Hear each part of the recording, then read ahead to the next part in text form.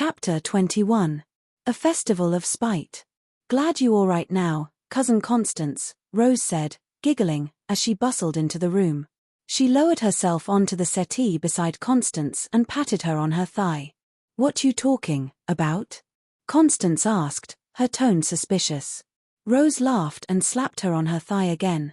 "You don't remember?" she asked, and laughed some more. "You wrap up your teings in a sheet and leave the house saying that you was going to river. We try to turn you back but you never want to listen to we."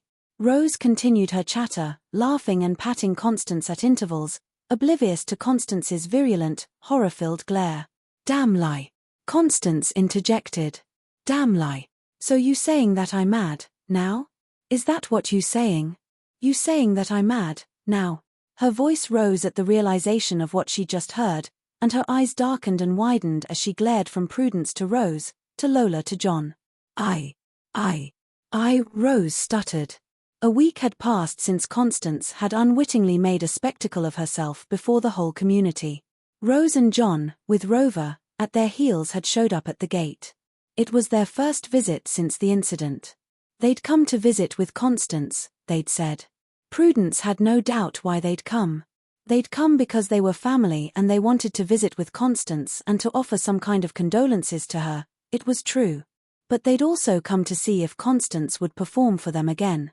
Prudence knew that as soon as they left the house that evening, the entire district would get a report on how Constance was doing and how Prudence was taking it. Prudence had been sitting at the kitchen table, sipping her cup of coffee. She hadn't slept much that night. After she'd locked doors and windows and had dropped the key into her pocket, she'd retired to the living room as she'd done every night for the past week. Lola had sat with her for a while but she'd soon fallen fast asleep. Prudence hadn't bothered to wake her. She'd dozed on and off throughout the night, jumping at the slightest sound. Her heart had dropped when she'd heard Rose's voice outside. She made her tired with her incessant energy and chatter, but she'd had no choice but to welcome them. Cousin Rose just couldn't keep her big mouth shut. Why did she have to aggravate Constance as soon as she'd set foot in the house? Prudence glanced at Constance and shuddered. In Constance's gaze on Rose, she saw rage, hatred, disbelief, accusation, and every other negative emotion combined. "I am mad?" Constance asked, her question a whisper. She raked them with her eyes, her question laced with disbelief, discovery, and disgust. She noted the pity in their eyes and trembled.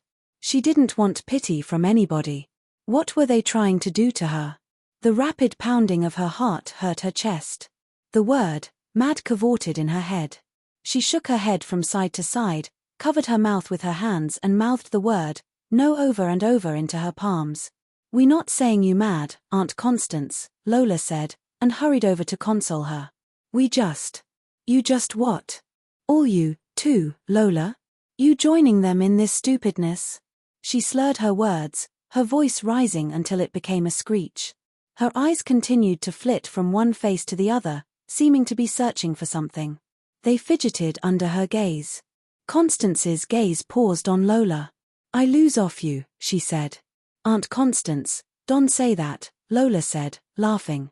Constance didn't laugh. Lola wiped the smile off her face.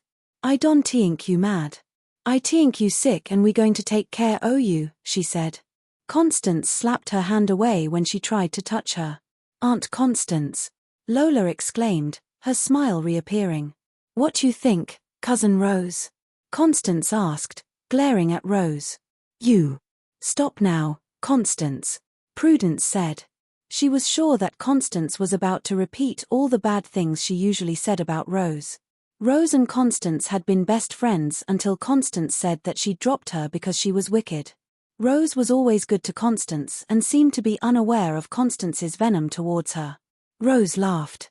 "Don minute," she said. "You not mad. You just sick."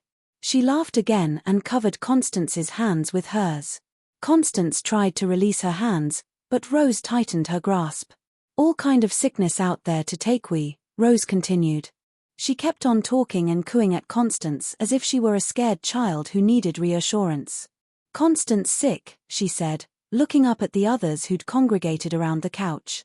Constance's eyes flashed at Rose as she talked. Sick, she sneered. What nonsense. What kind of sickness I have? Rose said, and turned to Prudence for help. Prudence sat on the arm of the couch across from Constance. She could see the thoughts scrambling around in her brain. You don't remember as much as you used to, she said. I don't remember as much as I used to. What wrong with that? I getting old. That is to be expected. That is not sickness. Rose cleared her throat. Everybody glared at her. She laughed and massaged Constance's hand. You right, Cousin Constance. We all getting older. Even me don't remember a teeing sometimes. No true, Cousin Prudence. Constance. Prudence said, her tone firm. Listen to me. Listen to you, Prudence. Constance scoffed. What you know about anything? You don't see what is right in front of you. I don't want to hear any foolishness from any of you. Lies. All damn lies. I keep telling you about all these people in this district. They are no good. Liars all of them. Nobody is telling lies on you, Constance, Prudence said. Last week Monday, you wrapped up some of your clothes in a sheet and said you were going to river. Only God knows what you were going to do because you didn't take soap, brush or washpan. The neighbors tried to get you to come back here. You didn't listen to them. I don't want to hear anything from them. Not one of them, Constance said. The lines on her forehead deepened. She seemed not to have found what she was searching for, so she snapped. If I did all you said I did, how come I don't remember it? She dared any of them to answer her question. You don't remember because you not remembering nut 10, Lola said, and began to massage Constance's shoulders. Constance tried to pry her hands away with her free hand, but Lola continued her massage, while everybody watched them. After a while Lola said through her laughter, Aunt Constance, I never know that you know all DEM words. You light up the people DEM who was trying to send you back.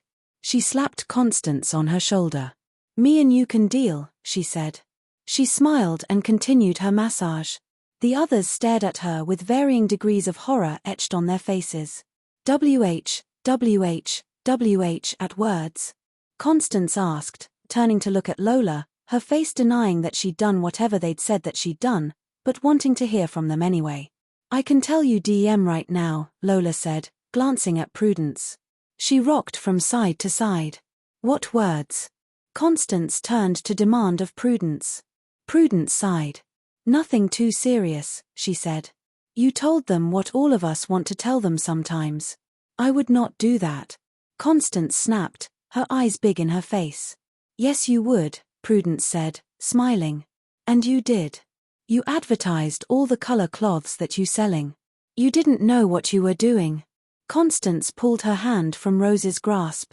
She closed her eyes. They waited for her to say something. The music of the clock striking the hour filled the void. 11 strikes, then silence. Come Aunt Constance. Let me help you to your room, Lola said, and tried to take her arm. Constance swung her left arm and swiped at Lola, landing a glancing blow. Lola jumped and rubbed her arm. Aunt Constance, what wrong with you? She asked her. Just trying to help. Prudence watched Constance. She didn't know what to say. Nothing she thought to say seemed right.